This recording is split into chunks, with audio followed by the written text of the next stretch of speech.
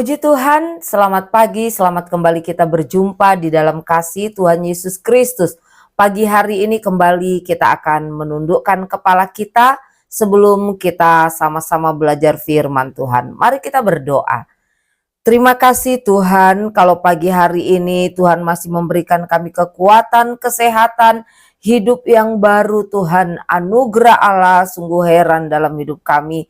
Bapa, saat pagi hari ini kami mau sama-sama membuka hati buat kebenaran firman Allah sebelum kami melangkah di hari yang baru.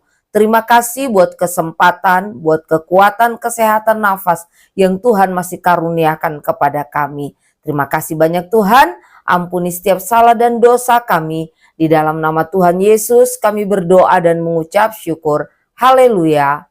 Amin. Puji Tuhan. Renungan firman Tuhan pagi hari ini saya beri judul Bukti Kasih. Dan kita akan melihat satu ayat di dalam Amsal 3 ayat yang ke-12. Firman Allah berkata demikian. Karena Tuhan memberi ajaran kepada yang dikasihinya seperti seorang ayah kepada anak yang disayangi. Amin. Bapak Ibu yang dikasih Tuhan, tidak banyak orang yang senang ditegur.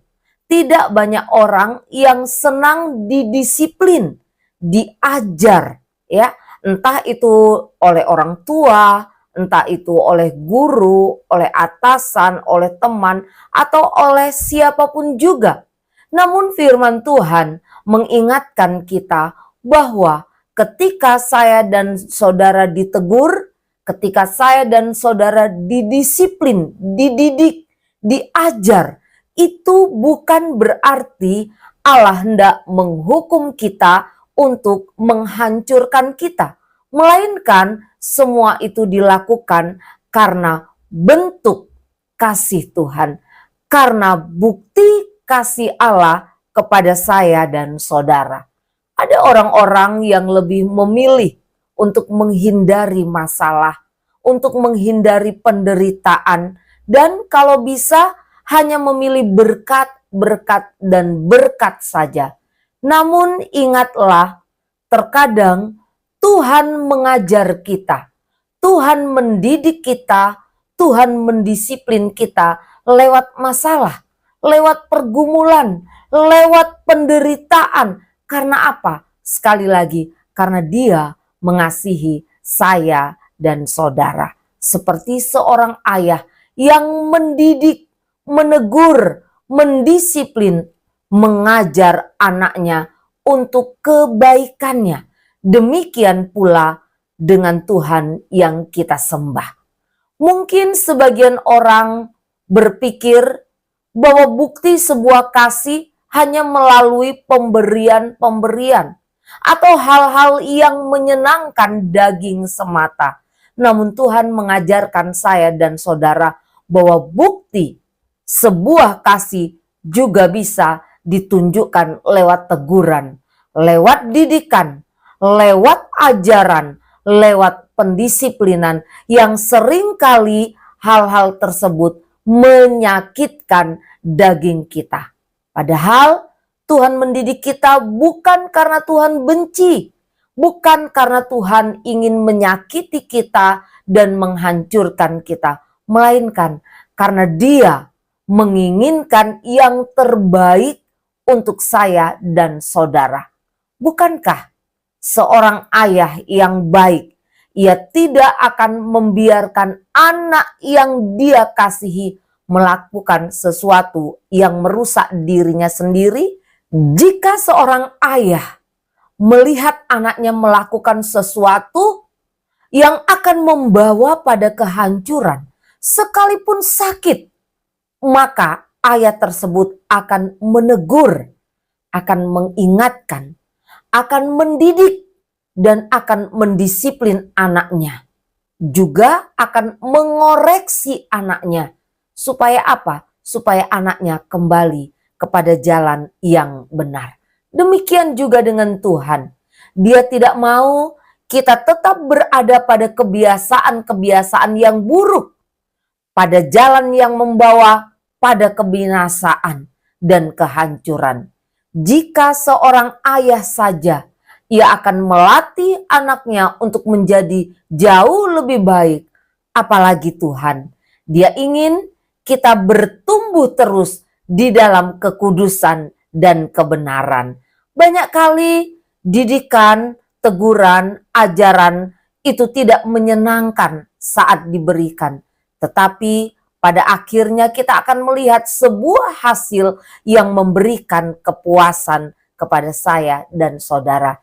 Jikalau hari-hari ini mungkin kita mengalami hal-hal yang tidak kita inginkan, peristiwa-peristiwa yang tidak menyenangkan daging kita, sebagai bentuk teguran, sebagai bentuk didikan, ajaran, disiplin dari Tuhan.